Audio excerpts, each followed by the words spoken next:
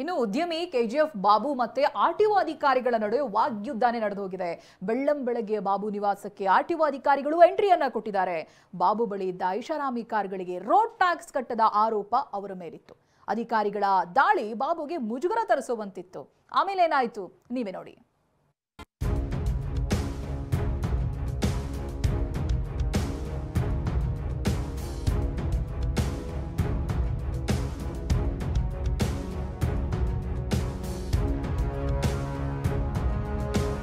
Car ಎಲ್ಲಿ ನೋಡಿದ್ರು ಕಾರುಗಳೇ.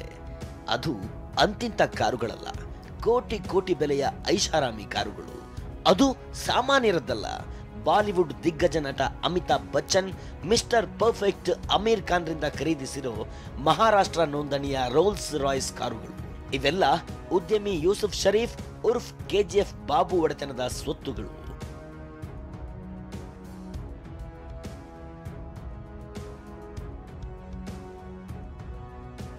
KGF cinema release ಆಗೋಕ್ಕೂ ಮುಂಚೆ ಕೆಜಿಎಫ್ ಅಂದ ಕೂಡಲೇ ನೆನಪಾಗ್ತಾ ಇದ್ದವರೇ ಕೆಜಿಎಫ್ ಬಾಬು. ಅಂತ ಬಾಬುರವರ ವಸಂತನಗರದ ನಿವಾಸದಲ್ಲಿ ಇವತ್ತು ನಡೆದಿದ್ದು ಹೈಡ್ರಾಮಾ.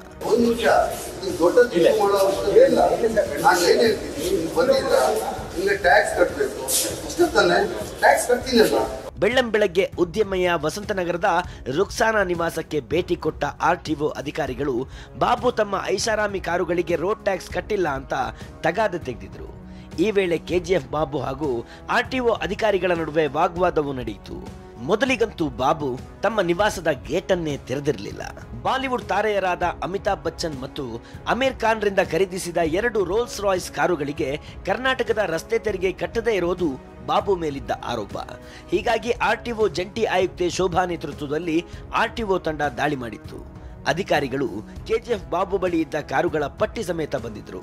ಇದು ಮಹಾರಾಷ್ಟ್ರ ರಾಜ್ಯಕ್ಕೆ ಸಂಬಂಧಪಟ್ಟಂತೆ ನೋಂದಣಿಯಾಗಿದ್ದಂಥ 2 ವಾಹನಗಳು ಇಲ್ಲೇ ನಮ್ಮ ಕರ್ನಾಟಕ ರಾಜ್ಯದಲ್ಲೇ ಓಡಾಡ್ತಾ ಇದೆ ಅಂತ ನಮಗೆ ಮಾಹಿತಿ ಬಂದಿತ್ತು. ಕೊನೆಗೆ ಬಾಬು ನಿಂತ ಜಾಗದಲ್ಲೇ ಕಟ್ಟಿದ್ದು ಬರೋಬ್ಬರಿ 38,26,000 ರೂಪಾಯಿ ತೆರಿಗೆಯನ್ನ. ಅಮಿತಾಬ್ ಬಚ್ಚನ್ ಬಳಿ ಖರೀದಿಸಿದ್ದ ಕಾರಿಗೆ 18,53,000 ರೂಪಾಯಿ ಹಾಗೂ ಅಮೀರ್ ಖಾನ್ ಬಳಿ ಖರೀದಿಸಿದ್ದ ಕಾರಿಗೆ 19,73,000 ರೂಪಾಯಿ ಪಾವತಿ ಮಾಡಿದ್ದಾರೆ. ತೆರಿಗೆಯನ್ನ ಬಾಬು ಡಿಡಿ ಮೂಲಕ ಪಾವತಿಸಿದ್ದಾರೆ. ಇದರ ಬಗ್ಗೆ ನಮ್ಮ ಶಾಂತಮೂರ್ತಿ ಜೊತೆ ಬಾಬು ಹೇಳಿದ್ದು ಹೀಗೆ.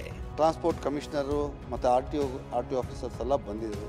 ಗಾಡಿ ಸೀಸ್ ಮಾಡೋಕ್ಕೆ ಬಂದಿಲ್ಲ, ಟ್ಯಾಕ್ಸ್ ಬಂದಿದೆ ಬಾಬು ಅವರೇ, ಟ್ಯಾಕ್ಸ್ ಕಟ್ಟಿ ಅಂತ ನನಗೆ ರಿಕ್ವೆಸ್ಟ್ ಮಾಡಿ ಹೇಳಿದ್ರು. ಅದಕ್ಕೆ ನಾನು ಹೇಳಿದೆ, ನಾನೊಂದು ಡಿಪ್ಯೂಟೆಡ್ MLC ಕಾಂಗ್ರೆಸ್ ಪಾರ್ಟಿಯಿಂದ, ನಾನು ಡಿಪ್ಯೂಟೆಡ್ MLA ಚಿಕ್ಕಪೇಟಿಂದ, ನಾನು 4 ಜನಕ್ಕೆ ನ್ಯಾಯ ಹೇಳೋ, ನಾನು ಯಾರ್ದು ಟ್ಯಾಕ್ಸ್ ಬಾಕಿ ಇಡೋಲ್ಲ. ನಿಮ್ಮ ಟ್ಯಾಕ್ಸ್ ಏನಿದೆ ಕ್ಯಾಲ್ಕುಲೇಟ್ ಮಾಡಿ ಹೇಳಿ, ನಾನು ಇಮಿಡಿಯೇಟಾಗಿ ಆನ್ ದ ಸ್ಪಾಟ್ ಕಟ್ತೀನಿ ಅಂತ ಹೇಳಿದೆ. 2 ರೋಲ್ಸ್ ರಾಯ್ಸ್ MH ರಿಜಿಸ್ಟ್ರೇಷನ್ ಗಾಡಿ ಇತ್ತು. ನಾವು ಇವರಿಗೆ ಬಂದು ಇದ್ರದ್ದು ತೆರಿಗೆಗಳನ್ನ ಕಟ್ಟಬೇಕು ಅಂತ ಹೇಳುವಾಗ ಇವರು ತಕ್ಷಣ ಇಲ್ಲೇ ನಮಗೆ ಒಂದು 19,73,000, ಇನ್ನೊಂದು 18,53,000 2 DDಗಳು ತೆರಿಗೆನ ಪಾವತಿಸಿ ಅವರು ನಮಗೆ ಸಹಕರಿಸಿದ್ದಾರೆ. ಇನ್ನು ಕೆಜಿಎಫ್ ಬಾಬು ಕಾರುಗಳ ಮೇಲೆ MLC ಪಾಸ್ ಕಾಣಿಸಿತ್ತು. ಮಾಧ್ಯಮದವರ ಕಣ್ಣಿಗೆ ಪಾಸ್ ಬೀಳ್ತಾ ಇದ್ದ ಹಾಗೆ ಅದನ್ನ ತೆಗೆದಿದ್ರು. ಸದ್ಯ ಈ ಬಗ್ಗೆ ಗೊತ್ತಿಲ್ಲದೆ ತೆರಿಗೆ ಉಳಿಸ್ಕೊಂಡಿದ್ದೆ ಅಂದಿರೋ ಕೆಜಿಎಫ್ ಬಾಬು ತೆರಿಗೆ ಪಾವತಿಸಿದ್ದಾರೆ.